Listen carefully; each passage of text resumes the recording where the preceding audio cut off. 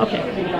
I'm Randy Bodine, and I'm president of the Alabama International Harvester Collectors Club for the state of Alabama, chapter number 23, and I'm also a seventh generation cotton farmer from the state of Alabama, and we've been on the same farm for 7 generations, and we've been cotton farmers all that time, and we are hosting Red Power Roundup in June 13th through the 16th, 2018 in Montgomery, Alabama at Garrett Coliseum.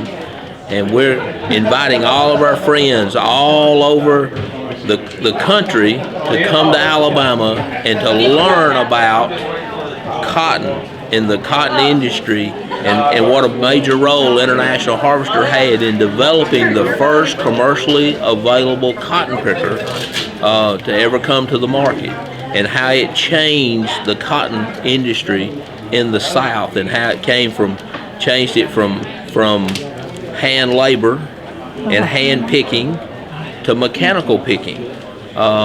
So anyway, but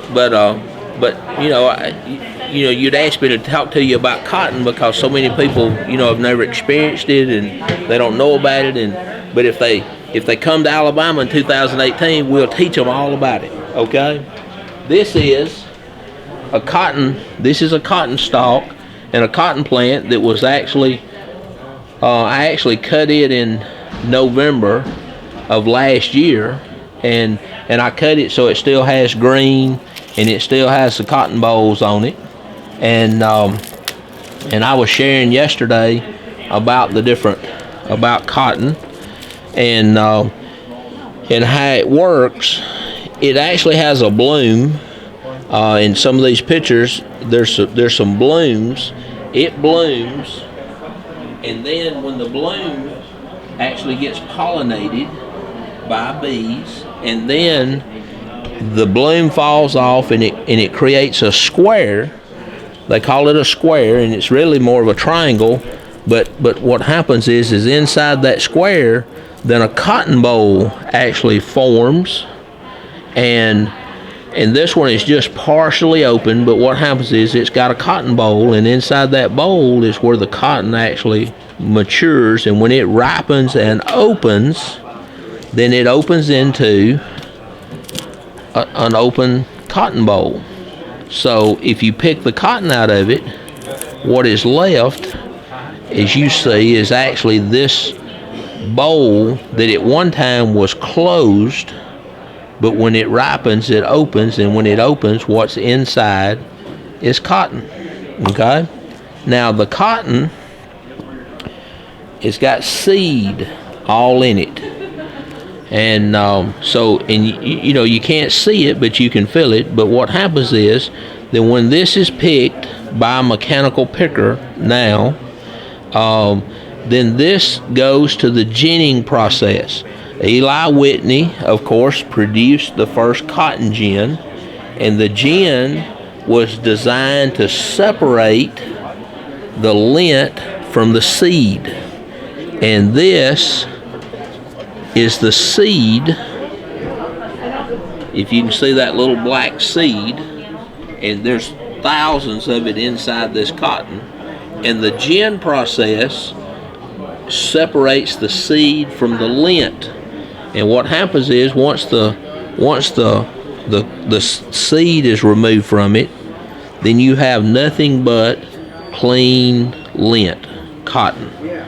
Then the lint cotton is actually formed into bales. They make a 500-pound cotton bale. This is just a little miniature, but what happens is the lint cotton that has no seed in it, they basically take it and put it into a 500-pound bale of cotton.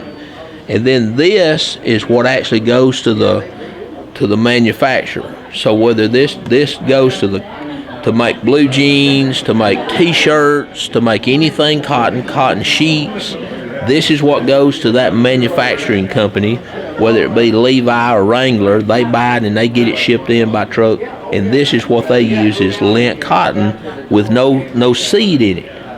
Then the seed, of course, if is a major source of if you look at labels on almost anything, you'll see that it's got cottonseed oil in it. The cottonseed oil comes from the cottonseed, okay?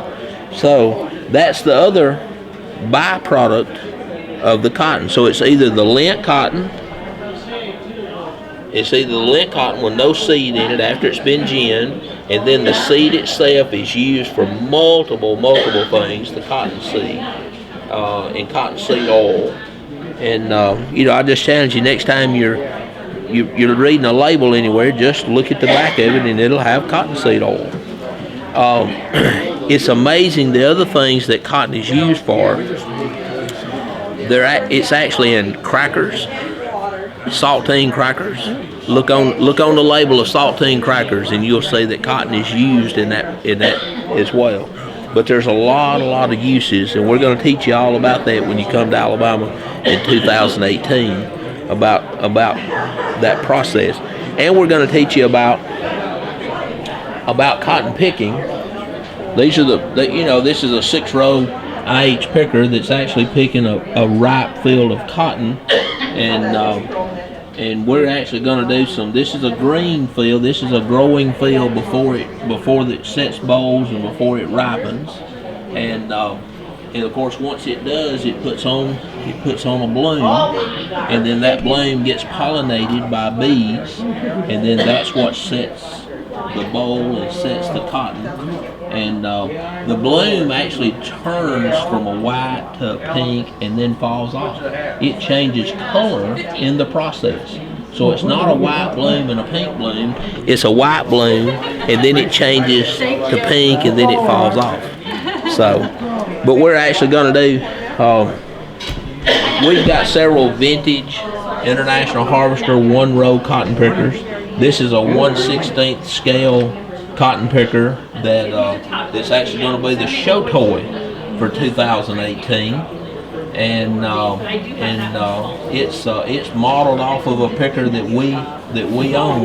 In the picture in the back here is my son Matt Bodine actually operating that picker, picking cotton that we do every November. We play with the 1-row cotton pickers. So. And then, as we go down, this is me in a ripe field of cotton, and that's the way everybody sees it. It's the southern snow, is what we call it, southern snow. And then this is a boll that's just beginning to mature and open, is what this is.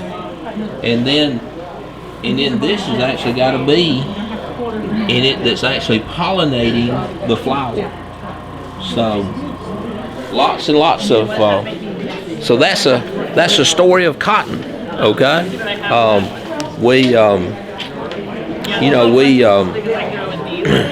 it stands. I've had a lot of questions about this. Cotton was picked last November, and I cut it just for so that we'd have it, and it will stay. It still has green leaves on it, and it will stay that way. It's a very woody, very stemmy plant, and it will actually still stand a year or longer without. It's not like corn that will fall over or beans that will fall over. It's just such a woody plant that it stays for a long time. So. But that's the story of cotton.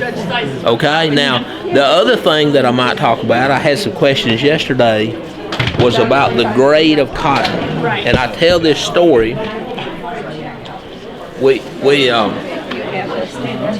So many people have heard fair to middling. Okay, people will say, how are you doing, and they'll say fair to middling. Okay, it's a term. I had 2 guys up here that came yesterday, and they were talking about fair to middling. Well, that has sort of permeated throughout the culture, but where it actually started was it is a cotton grade term. Cotton is actually graded based on staple length and color.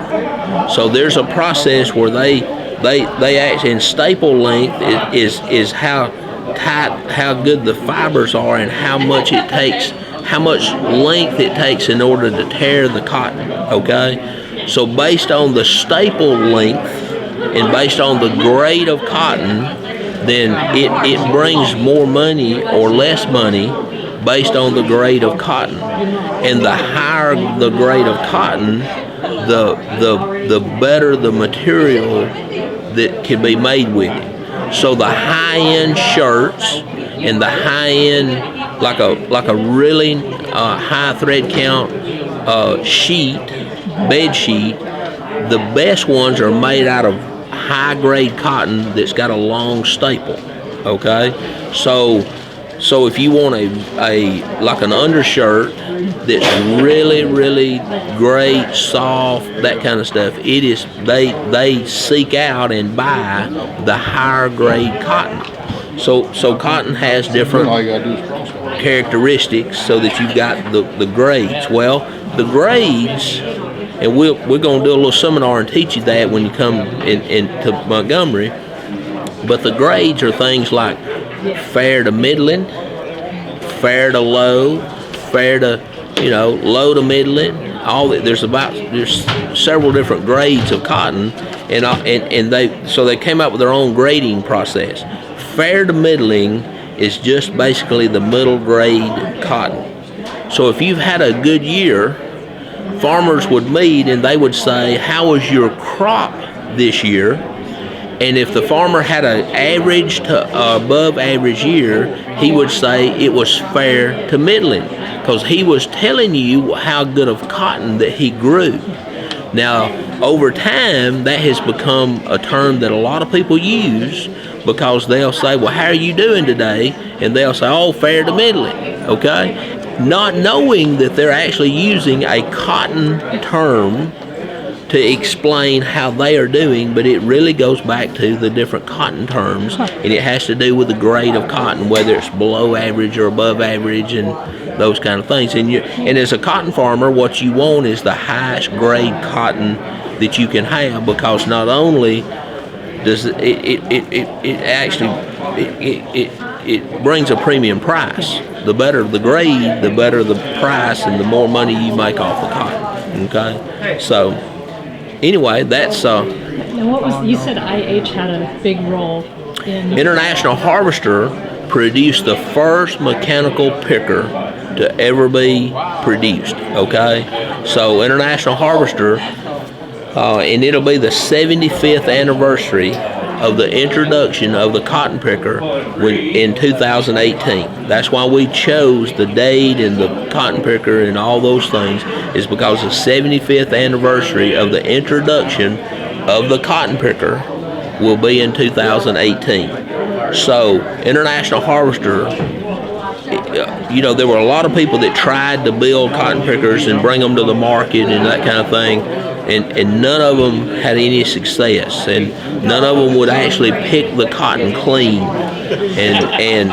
International Harvester was the first company to introduce and to bring to market the first viable mechanical cotton picker to ever be produced and put on the market. The Hopson Plantation was instrumental in that, out of Mississippi, just south of Memphis. Mr. Hopson over there, and there's a whole history about that, but Mr. Hopson over there did a partnership with the International Harvester to develop that cotton picker, and they developed the cotton picker, and engineers came from International Harvester basically to a proving grounds at Hopson Plantation south of Memphis, and perfected that cotton picker at the Hopson Plantation, and 74 years ago this year, they produced the first mechanically grown and harvested crop of cotton ever at the Hopson Plantation. So they planted it by machine, they cultivated it by machine, and they harvested it by machine by the very first time, okay? And that was an International Harvester picker that did that. And up until that time, It had never been done. It had never been a completely mechanical crop of cotton that had been produced. They planted it with mules, or might plant it with a tractor, but they hoed it mechanically by hand, and then they picked it by hand, which was of course, my granddaddy made a transition from hand picking to pickers. My granddaddy and my daddy, and it was not unusual when I was growing up. A 9-foot pick sack. They made a pick sack that was 7.5 foot long or 9 foot long, and it had a strap that went around your shoulder, and you pulled it down the middle and hand pick cotton as you went. So you would literally hand pick this. You would pull it and hand pick it, and put it into your bag, to your pick sack. Okay. So prior to that, so you see how important International Harvester was in the development of the first commercial cotton picker, because it went from sticking your hands and hand picking to now that you could do acres a day with a tractor and a cotton picker. So, okay, yeah. So and the Bodine family farm out of Alabama. My dad, they did an article on my dad in 1956, and he was the largest cotton farmer in that area. And in 1956, he was farming hundreds of acres of cotton, and had hundreds of hands. I mean, I remember going down, and we bought cotton pick sacks, 7.5 and 9 foot cotton pick sacks for people to in the fall, and we would go down and buy an entire pickup truck load, because we would have hundreds of hands, hundreds of workers that were hand picking cotton, okay, before the cotton picker came along. So yeah.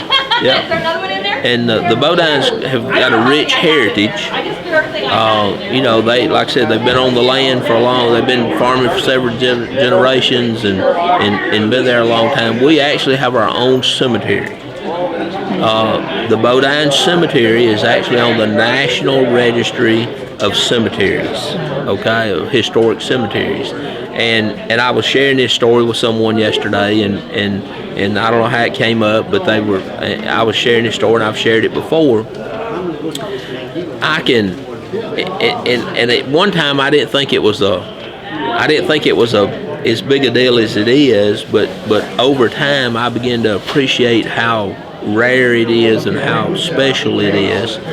But all of my grandparents, my daddy, my great-granddaddy, all of my folks are all buried in that cemetery. So I can stand, and I tell this, I can stand and never move, and I can name back 7 generations and never move out of my tracks. I can stand in that cemetery and say, my father Frank is buried right there. My granddaddy Sam is buried right there.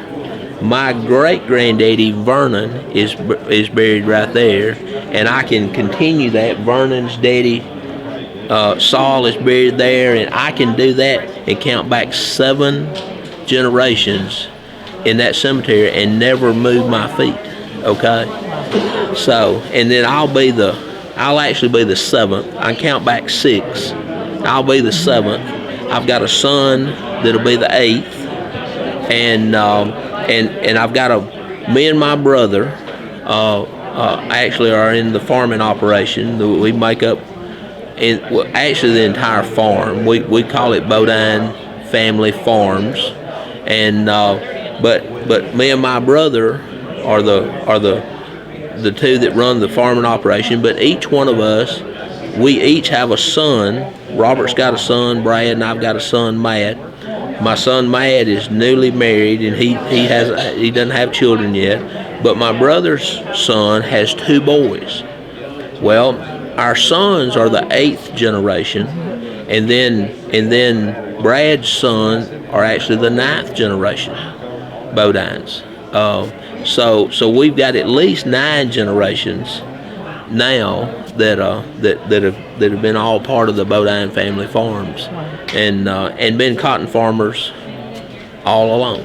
Wow. You know, so that's why we love cotton and we know about cotton, and it's been good to our family over the years, and that's why when we decided to host Red Power Roundup, the national, you know, of course we're building it, it's the world's largest showcase of international harvester products.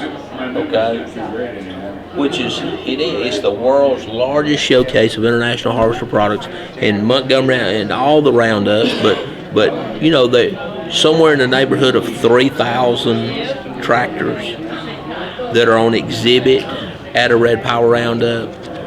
There's upwards to 40,000 people that attend a Red Power Roundup.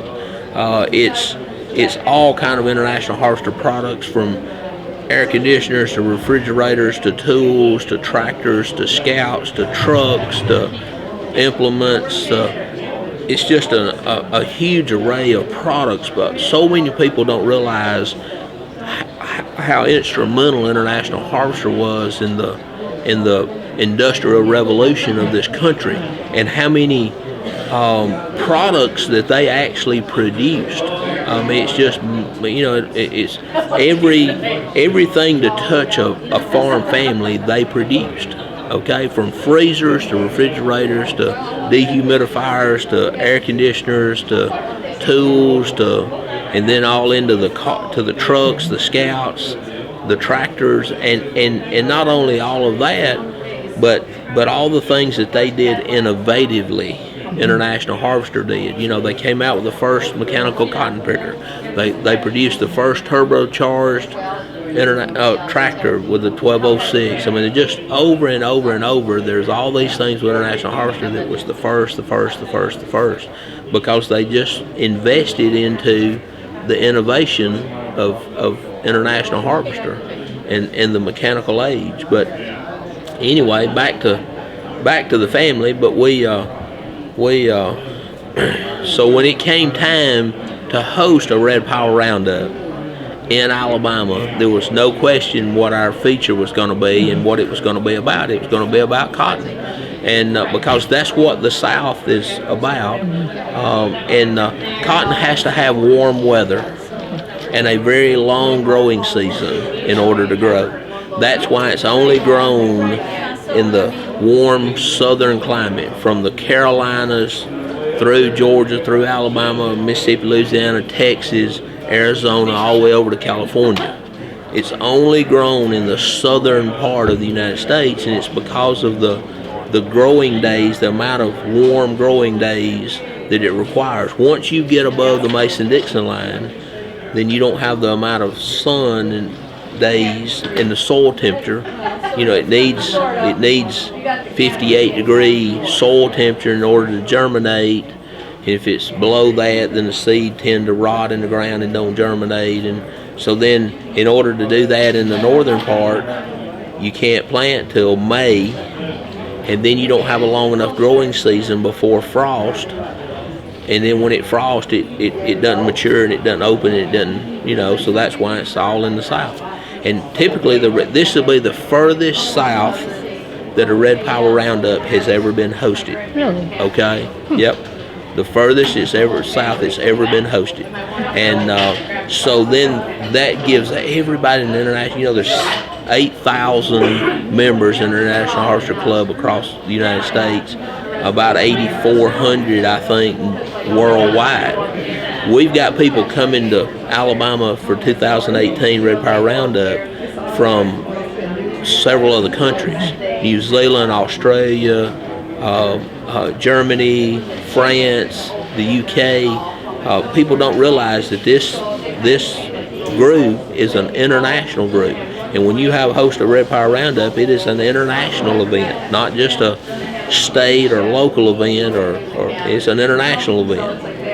But it's the furthest south that it's ever been, so it gives us an opportunity for all of the other northern members to be able to come and experience not only the cotton But the other crops that we grow, like peanuts and cane and a lot of different crops that a lot of the people, a lot of the farmers all over the Midwest never see or never get to experience. So they're going to get to come to Alabama and experience. You know, it's in June. All these crops will be actively growing in the fields. So when they travel down the roads, they'll be able to see the cotton growing, and they'll be able to see all the different things that are growing, peanuts and cotton and cane, and so they'll have an opportunity to see, if they come to the South, all these different crops that they normally would not get to see. And of course, what we're going to do is we're going to do all kind of demonstrations and all kind of seminars, so that they go away with a great knowledge of all the southern crops, especially cotton. And of course, if they come to the South, they're going to experience what we have known forever and what we share with the world, and it's called Southern hospitality. Okay, if you come to the South, then you'll experience that. So we welcome everyone to come to Red Fire Roundup 2018, June 13th through the 16th in Montgomery, Alabama, and we're excited about everybody coming, and hope they plan to make the trip. We're excited to go too. Okay. Excited to be there. Thank you so much for your time. Okay.